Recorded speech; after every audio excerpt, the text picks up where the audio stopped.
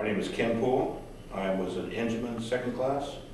My position was I was the aft 50 machine gunner and mortarman. My name is Mike Dembski. I was a third class gunner's mate on the crew of the 94. I was the boatswain's mate. James Miller, RD1. I was coxswain and LPO. Tom Heritage, Lieutenant JG. I was the officer in charge of this illustrious crew. Phil Salter, I was sonarman second class, and I rode as the M60 gunner and radio. And my name is Jim Adams. I was a lieutenant, and I was a psychological warfare advisor to the division in Vantoy. I was the ONC, and I've said earlier, this is an illustrious crew.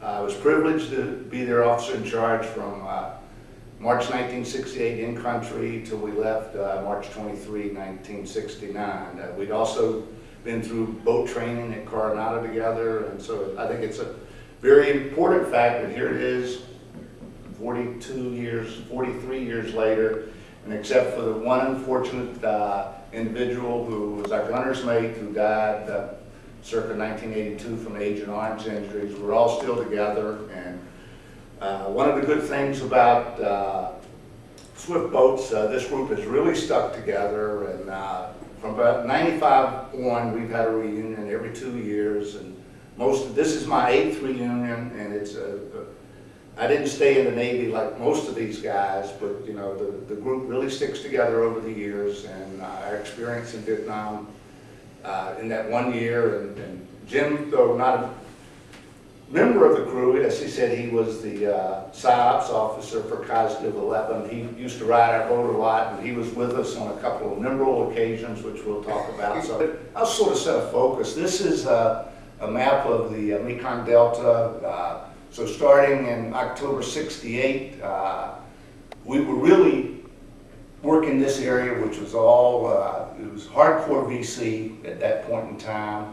The Bodé River was a really memorable place, and also the Sang Baha, which is all what we used to call Square Bay. So I think you guys give your memories of like November 13th, 1968, when we went up to Bodé, and we actually captured a VC flag, which is kind of a memorable event. So I think we'd start with the run up the Bodé, where we got this flag, and the next day where we would delivering Jim and his PSYOPs team to Cong. So that'd be, I want to make a couple of comments. That day, and it really was November of 13, 1968, because it's embellished into our memory. And oh, by the way, here's the logbook of PCF 94. So date-wise and stuff, we've got this down. So this was an operation up the Bodé, which frequently is interdiction to deny the use of the river to the VC. And what was notable as we went in that day off Square Bay, these things you don't forget. So we went in that day, and literally, because we've been in a couple of days before, literally overnight the VC had constructed a barrier, forget the exact name in Vietnamese, but they used them for fish nets, but this was a barrier of fairly significantly sized trees across the river that they had built overnight. So that gives you some idea of the manpower there. So the 3 boat under an infamous Swift boat sailor by the name of Mike Bernique went to the left, we went to the right. So we went up the river, and these guys had been pressing for some time, we need a VC flag, we need a VC flag. Well, at that time there were lots of VC flags on the banks, and they were there for a reason, because they had command detonated mines attached to them. You could literally see the wires on the flag. So we're not dumb enough to try to take a flag off the bank with a wire attached to it. So I said, okay, if you guys can shoot the flag off the bank, we'll take it. So y'all take over from there. We were all shooting. Everybody was shooting. But I'd say who shot it off. I think Kenny did. Kenny did. No, I would say it was Radcliffe. It would have 50. Well, the gun tuck.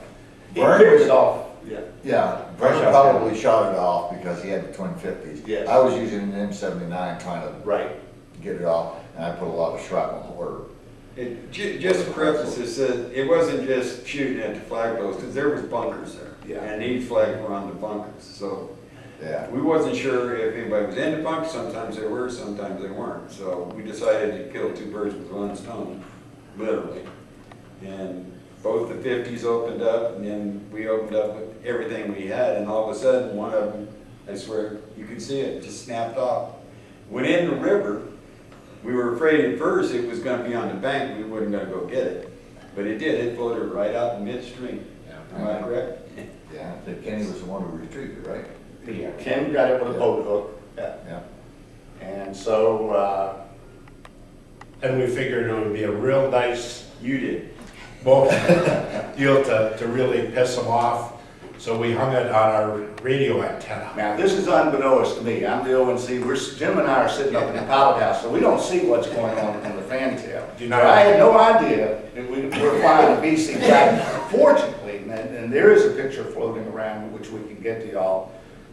It's upside down, which is a sign of distress, and it's below the U.S. flag. No, it's not. No, it's not. That's what pissed off the Coast Guard officer. And so we're up, about midway up the boat day, and now we're turning, all this takes place in about an hour, you know, from entrance to on our way out.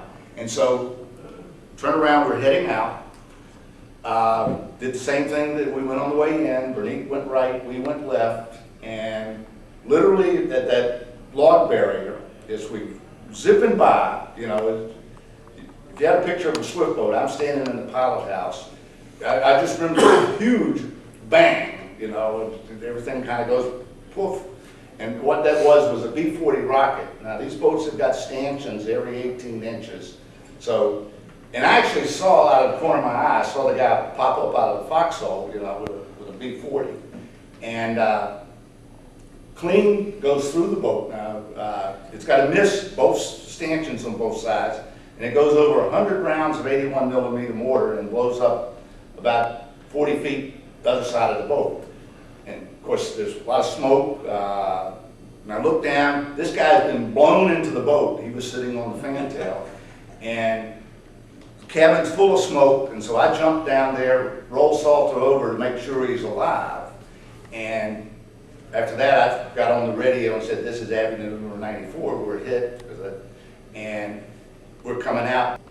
I was on the fantail manning an M60 machine gun. Yeah. I was on the F-50 caliber. And I was in the pilot house with him. He's driving the boat, and I'm standing just to his left, and like I say, it hit just about 3 feet behind us, maybe 4 feet, yeah. I was aft. As you go down into the main cabin, I had an M60 and I was shooting either side, and after I thought, before we got out, I thought we were clear, so I sat down in the entryway to the hatch. Right. Next thing I know, he's turning me over and I'm in the cabin. Because all I know is it was The concussion sucked him in, yeah. I remember the bang and that's it. And he's turning Yeah. me over and Mike is sitting there and he's kind of saying, because they had told him on the radio to keep me away. Well, actually, that was me, but he was standing right there. Because I'm on the URC at this point, saying this is Avenue 94, we got a man wounded. The team on the Wachusetas came up and said, and this is where Mike was in, Ingram. No, it's the No, it's the Wachusetas. I'm Wachusetas. sure it was the Wachusetas. They're the same. See, Coast Guard cutters. And said, whatever you do, don't let him go to sleep, you know, because of concussion, brain injury. So Mike's, and go ahead, Mike. Well, I was down there and told, don't let him lose consciousness, so I'm doing everything I can to keep him awake. And his eyes kept fluttering, you know, and I was slapping him and shaking him, but I did not kick him in the head. I claimed he kicked me, but it didn't happen. But I think that's the only time, in all my time in Vietnam and all the rivers we went up, that I was really scared, because my friend was hurt. Yeah. And we didn't know how bad he was hurt.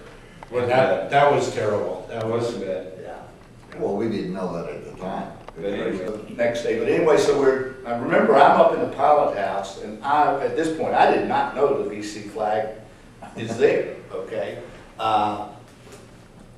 And so we're coming alongside the Wachusetas, and Jim, why don't you take, because I don't remember the radio communications, but I do remember what happened afterwards, yeah. So we're flying a VC flag coming alongside a US ship. Yeah, we had this hole in the boat, and I was worried about sinking, and we had him being injured, and the guy in the Wachusetas, the skipper, was yelling down, "You're not coming alongside until you got that flag down." And I said, well, we got somebody injured. And there was a bunch of people up there trying to take pictures, and we were yelling back and forth and all that sort of stuff. But the skipper of the ship there was giving us so much static, so I don't know who pulled it down or if it ever did. No, we didn't take it till we came alongside. We didn't take it down, we came alongside, yeah. Yeah.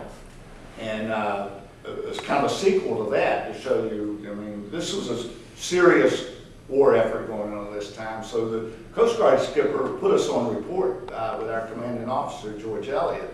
And I honestly didn't know about that report until 40 years later, because he didn't do anything with it, because he knew this was a serious crew, and so he just squelched that. There was a little bit of antipathy between the Navy and the Coast Guard, because we were in the rivers, they were offshore, and so there's a little bit of that going on. So this was the 36th boat we were on that day, by the way, so. Yeah, we had swapped boats. Well, and so fortunately, he's not injured. So